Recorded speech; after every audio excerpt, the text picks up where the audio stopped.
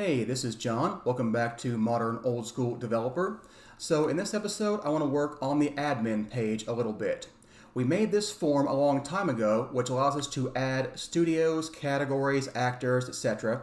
But we don't have any way to update or remove them without going into the backend database manually. And that doesn't make for a very good user experience. So why don't we update this form a little bit to make it a bit more useful? Alright, so here's our admin add form, which doesn't make a lot of sense anymore, but we'll fix that later. The first thing I want to do is I want to add another radio button. So we've got these radio buttons here for our selections on the actor, category, series, and studio, but I need one for whether we're adding, updating, or removing a category, and that will affect what our submit button does. So let's see about doing that.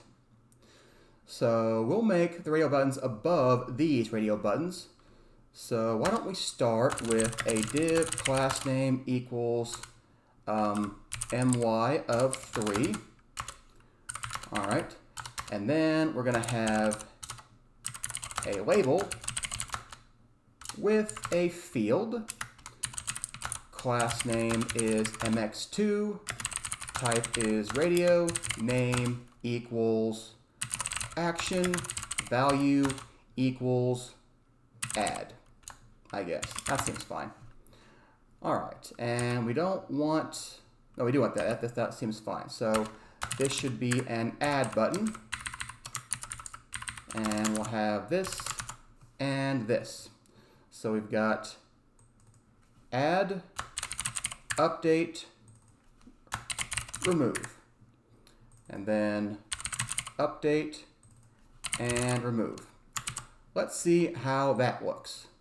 All right, so we've got these up here. I might want to put some borders on that to separate them, maybe even a title property, because it's kind of confusing now that there's so many radio buttons there. But let's keep going for now. So let's try making a border for these. So let's start out with another div that encompasses this div. And let's give it a border. Class name equals border green 500 and border. And what does that look like? Yeah, okay, that's not too bad right now. We need another thing in front of this, so we need another div.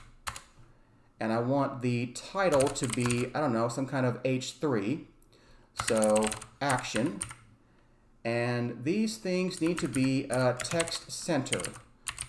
So if I do text center, what happens to these things? Yeah, not bad. All we need to do is update this action a little bit, make that H3 tag a bit more styled. So let's say class name equals font semi-bold, text large. Yeah, okay, I'm all right with that, I think. We'll see how it goes, but that's what I want right now. So let's move down to the next one. We're going to do something very similar. We're going to make a div around all of these selections. So let's go down to the end of those. And once again, we're going to have class name equals border green 500, and text center. And we're probably going to put the margin on these, actually. So let's say margin y of 3, and we'll have this div over there.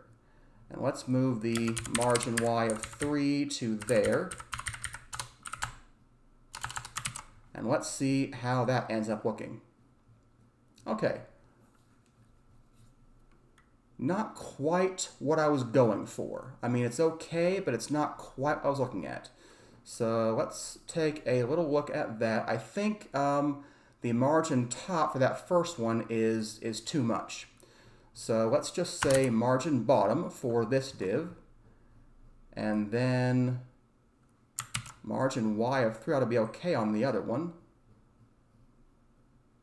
Yeah, I think that's all right. And then we need a div in here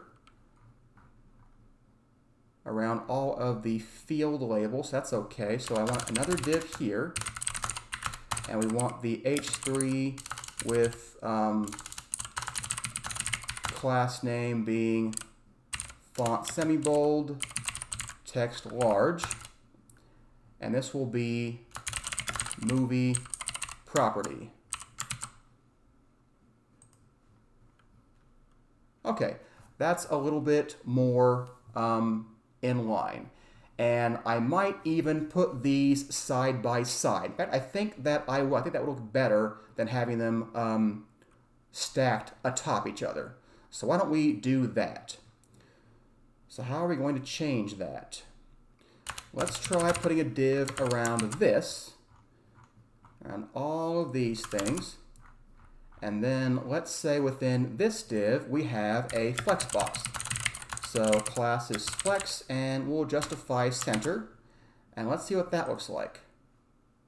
Okay, yeah, that's getting closer to what I want. So we're going to need some padding and some margin on the divs that are inside here. So let's see what we can do about that. So if we go over to our action div, which is where? This is this first border thing here. So what I want is a gap between them. So I think we're going to need a margin of x of 4. And that's probably going to be okay. And the same thing over here, margin x of 4. Yeah, I like that. And we might even go to 2. And then we're going to want some padding as well. So let's say padding of 3 and see how that looks. Yeah, that looks closer to what I'm looking for. All right, so we've now got our options over here. So that's looking better. So next we're going to need, I think this needs to be indented more than it is. So let me go look at that input field and see how that looks. So the input field is down here. That's the text field. It's got a px of 2. Let's make that a px of 6. And if, ooh, that's too much. All right, what about a px of 4? That's still too much. Px of 3? 3 I think is the right number. It's just enough past this you don't see the rounded corners anymore. All right, so there's our text field. So that's a good start. Now we also need some kind of a select box so that when we're updating a movie property or removing one, we know which one we're doing. So let's make a select box, and that'll go right above our text box. It'll be right here. So div class name equals margin y of 3, and then we're going to have a select box. The name is going to be name selection, and on change will be, oops, formic.handleChange. All right, then we need some options. So option is going to be value equals empty and none. That'll be our default option of being none. Needs to be more styled than that though. So for our select, let's add some class names. Let's do width full and padding of 2 and see how that looks. I'm going to want some rounded corners, I think, for that. So let's go with rounded large. And let's take tag down to 1. Yeah, I think that's better. So there we go. We've got our selector. So now we need to handle all of these buttons up here. So let's go add to our state. We need the state to be in our initial values. That's what I meant. I meant action. So we need action. And action is going to default to add. But we don't have that in our admin form values type. So let's go fix that. So here's our admin form values, which is action, which is a string. All right, so we've got that now. If we hit refresh, yep, our add is now our default value. All right, so that should be handled properly. So rather than, we need to change 2 things on this button now. we were just changing the category, series, studios, etc. We also need to change the action. It needs to be update or remove when we go highlight these options.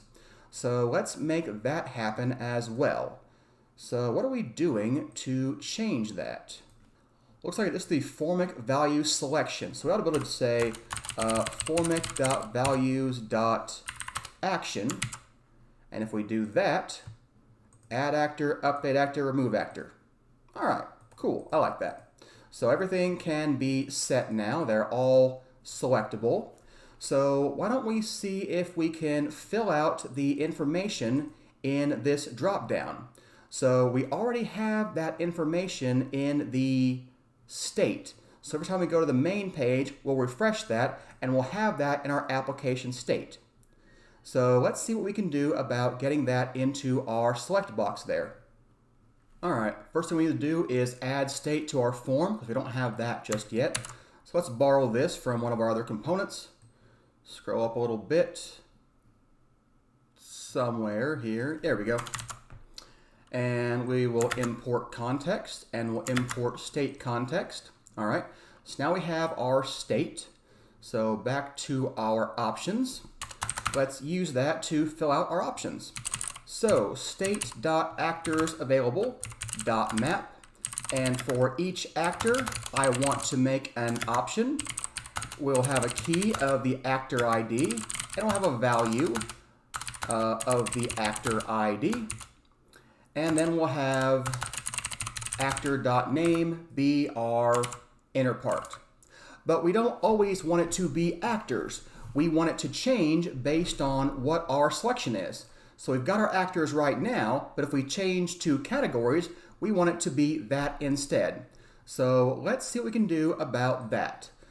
So let's say if formic.values.selection, if this is equal to actor, then we'll make this map here.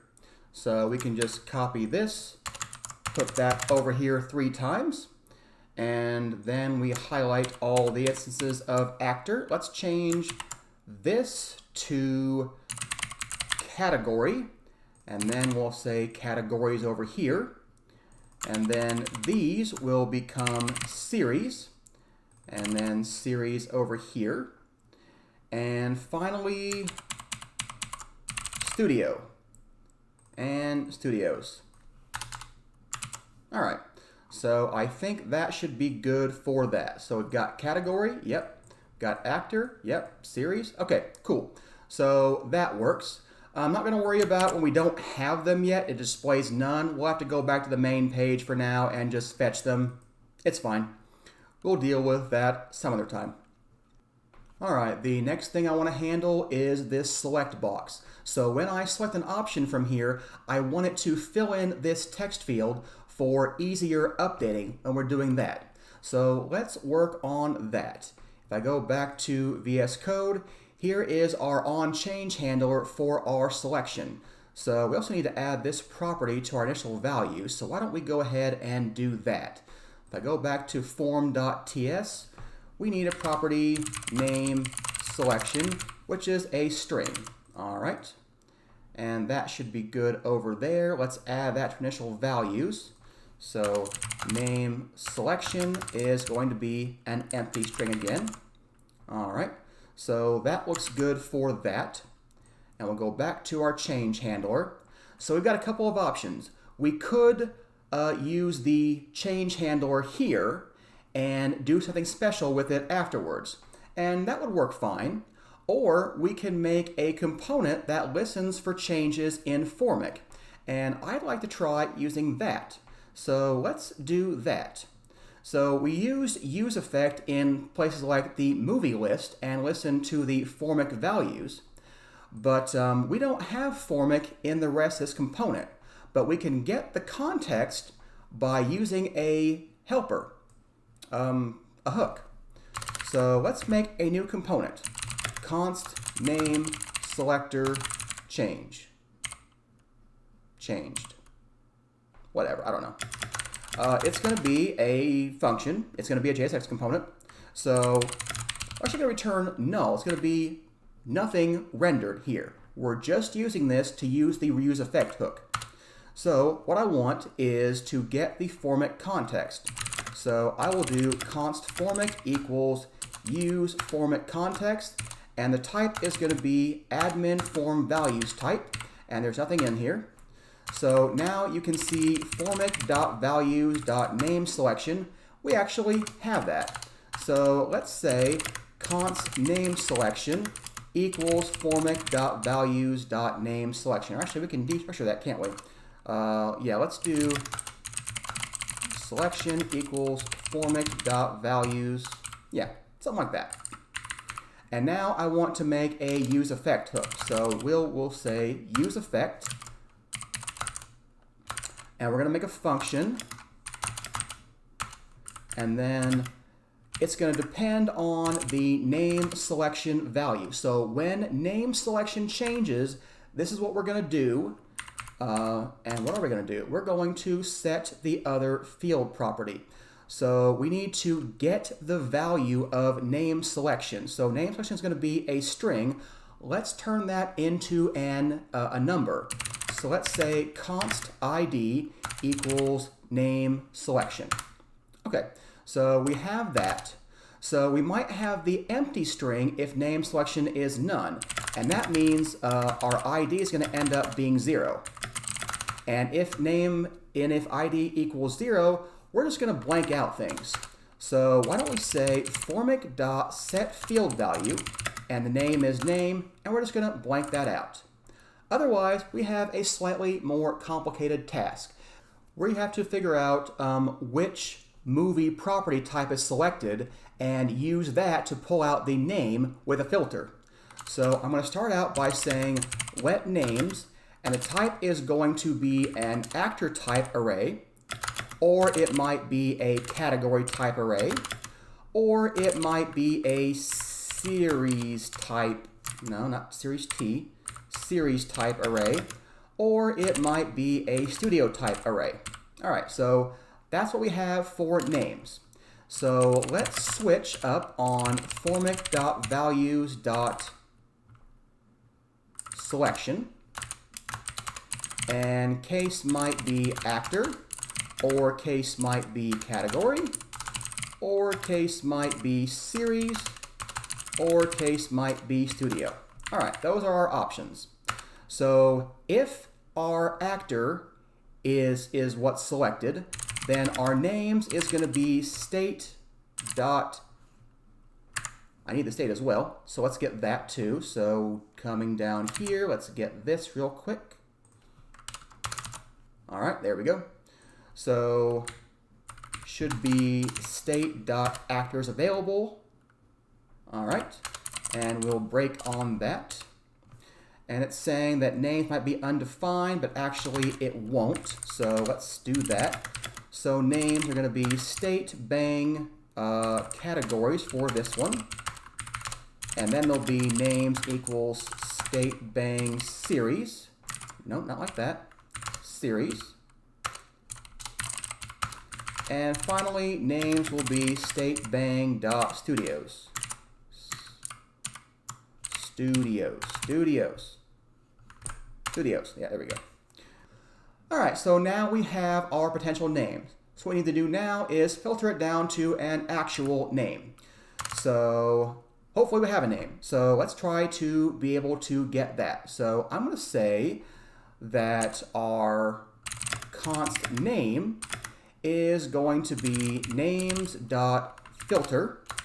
And for every name, I only want the one that matches our selected identifier. So if ID equals name.id, then that's the one that I want. I want the first one, and I want the actual name. All right, so there's our name property. So let's do formic.setFieldValue, name, and name. Yeah. And I think that should be everything for our component. We don't need dispatch in here. So I guess all we have to do now is come down here and actually add that somewhere. And it doesn't really matter where we add it as long as it's underneath the format component. So it can basically be anywhere. This is going to be our name selector change component. It can't be there because it's not, we'd have to put a fragment there. So we could put it here. And that would be fine. Okay, let's do that.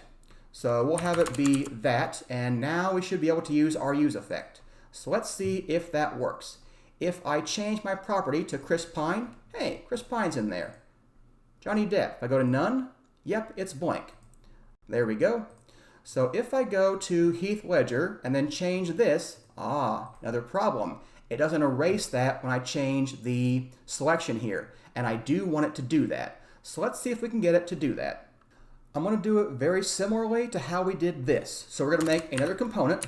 This is going to be property selection changed. And again, it's an arrow function.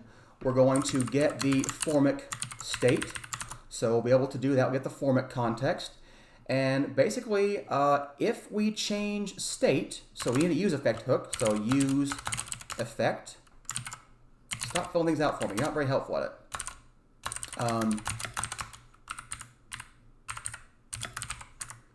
All right, and what are we actually changing? I want to, selection. So I need to get the selection from formic. So const selection equals formic dot values dot, that should be fine. So if we get that, we'll say we are dependent on selection. So whenever our selection changes, I'm simply going to do formic dot set field value name to be blank. And now all we have to do is make this happen as well. So let's come down here somewhere. There we go. I need to return null there. You can't just return nothing. All right, there we go. So that should work. So if I go change this to Chris Pine and then change the category, it goes back to being blank. All right, that's what I want. So that's a pretty good start to updating our form. I think we're running a bit long, so I'm going to cut the video off here and come back next time, and we'll work on updating the actual functionality. But I think the look and feel is pretty much what we're looking for right now. So all we have to do next is fix the update field. I hope that you have enjoyed today's episode. If you did, don't forget to hit the like button and subscribe to the channel. It really helps us out, helps us grow. And I will see you in the next episode, where we will do other things. Similar things, but, other ones. Thanks for watching.